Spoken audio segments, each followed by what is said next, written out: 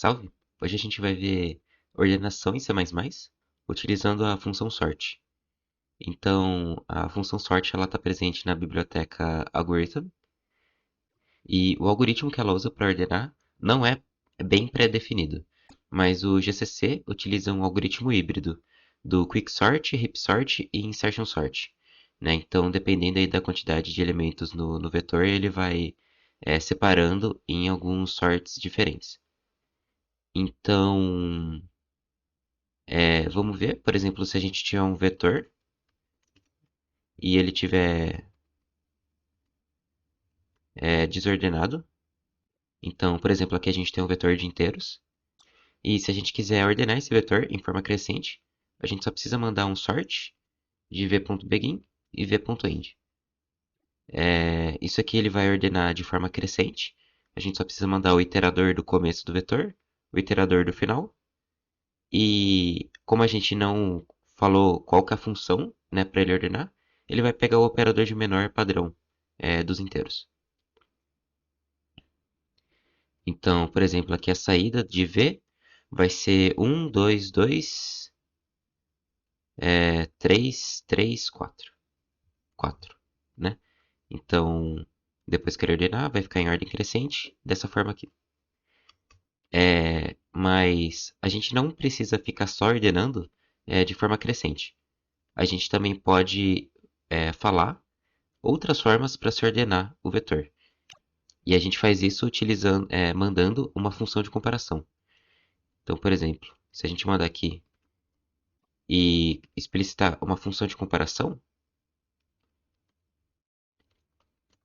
a gente consegue definir o operador de menor, né? Então aqui eu vou estar definindo x menor que y.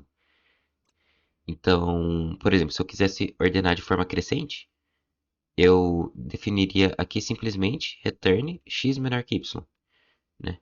Então, esse comparador aqui dessa função é a mesma coisa que o operador padrão dos inteiros. Então, a saída desse sort vai ser a mesma.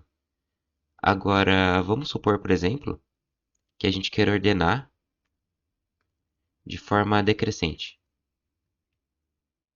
A gente pode fazer aqui uma função que pega dois inteiros e retorna alguma coisa para eles serem ordenados de forma decrescente.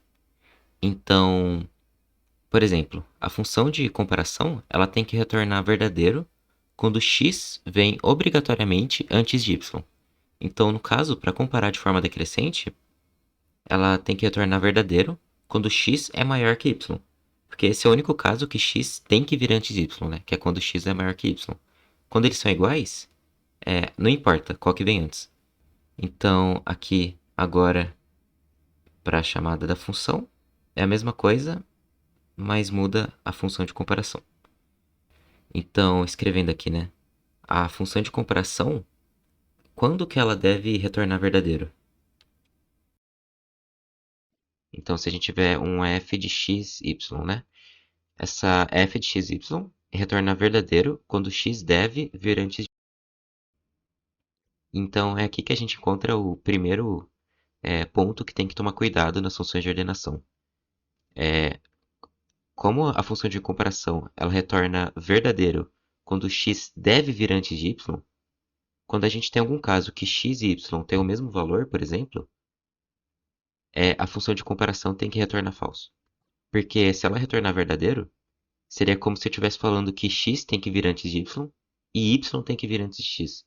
Então isso aqui é uma contradição que vai dar um runtime error. Então é bom a gente tomar cuidado com isso aqui. Outro jeito, né, em C++, em vez de a gente mandar a função em si, a gente pode criar uma função lambda, né? Não sei se vocês já chegaram a ver função lambda, mas em vez de eu escrever, né, isso aqui como uma função normal, né, eu posso mandar, por exemplo, como uma função lambda. Então, essa aqui é a estrutura de uma função lambda, né? Isso aqui é o que a função vai enxergar, né? Então, como a gente só precisa tomar cuidado com x e com y, que é o que a gente manda aqui por parâmetro, esse aqui pode ficar em branco. E aqui dentro da função a gente coloca o que ela vale, né? que no caso vai ser retornar verdadeiro quando x for maior que y. Então aqui eu não vou entrar muito a fundo em função lambda. Então, se você quiser depois aí pegar pra ver, acho que é legal saber, né? Mas aqui eu só quis falar que também dá pra mandar, em vez da função normal, também dá pra mandar com lambda. Tá, outro jeito de ordenar de forma decrescente em vez de eu mandar os iteradores normais, eu vou mandar o iterador reverso, né? Que no caso é o rbegin e o rend, né? E como eu estou mandando os iteradores reversos, isso aqui também vai ordenar de forma decrescente, né? Por mais que eu não tenha explicitado nenhuma função específica, isso aqui também vai ordenar de forma decrescente. E outro jeito também de ordenar de forma decrescente é a gente mandar v.begin e v.end. E em C++ já existe, né, essa função x maior que y para inteiros. É a função greaterDint, né? Então, greaterDint já vai retornar quando x é maior que y. Então, teoricamente, aí teria esses 4 jeitos aqui, né, que são os jeitos mais conhecidos para ser ordenar de forma decrescente.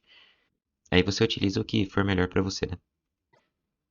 Tá, agora eu vou falar sobre como ordenar os elementos se você tiver um container com os valores de uma struct própria. Então, por exemplo, se a gente tiver um struct point que tem os valores x, y, e eu também tenho um vetor de pontos, né, com vários pontos, né, que tem vários pontos. Imagina que eu já inseri todos esses pontos aqui, e eu quero ordenar os elementos desse vetor de forma que eu ordene primeiramente por x, e se tiver um caso em que 2x são iguais, eu desempate por y, né? Então, eu também vou fazer isso com sorte.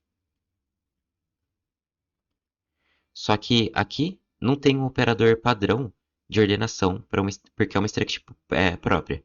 Então eu tenho que criar esse ordenador. E tem 3 maneiras aí mais fáceis de fazer isso, né? A primeira é a gente fazer uma função normal aqui, né? Então a gente tem fazer aqui um cmppoint que pega, né? Eu vou fazer esse struct global para essa função conseguir enxergar ele. Tá. Então eu vou ter um ponto A, um ponto B, e eu retorno quando A é menor que B, né? Então se A.x for igual a B.x, eu quero desempatar por Y. Se não, eu retorno A.x menor que B.x. Então isso aqui, agora eu só preciso mandar essa função aqui e pronto, né? Eu consigo ordenar aqui. Outro jeito vai ser, em vez de mandar a função, fazer uma função lambda para isso. Então a gente tem um point A, point B. E faz do mesmo jeito que fez aqui em cima. E o outro jeito no começo eu falei que a gente não tem o operador de menor definido para esse struct. Então a gente pode criar ele, né? Então a gente tem o bool operator menor, né? Aqui eu estou criando um operador menor para struct point. Então, por exemplo, agora eu posso fazer A menor que B, sendo que o A e B são 2 pontos. Esse aqui é o overload de operadores que tem em C++. Então, aqui eu vou comparar com o ponto P. Então, isso aqui eu estou criando um operator que compara o cara atual, né, que é esse xy, com o cara que vem em P. Né? Então, aqui eu tenho que definir a função this menor que P. Né? Então, é a mesma coisa que eu tivesse um f do cara atual e de P. Então, eu quero retornar verdadeiro se o cara que a gente está vendo atualmente for menor do que esse ponto P aqui. Então, vamos reaproveitar esse código aqui. Só que, em vez de A, agora, eu estou pegando o this, né? Que é o cara atual. Eu estou pegando o x do cara atual. Né? Como o this é um ponteiro, eu posso usar o operador seta. E aqui eu estou pegando y do cara atual. E não é mais b aqui, né? Eu chamei de p. Então, essa aqui é a função de comparação, né? Eu estou ordenando o cara que tem os pontos atuais com o ponto P. No C++ mais recentes não precisa, mas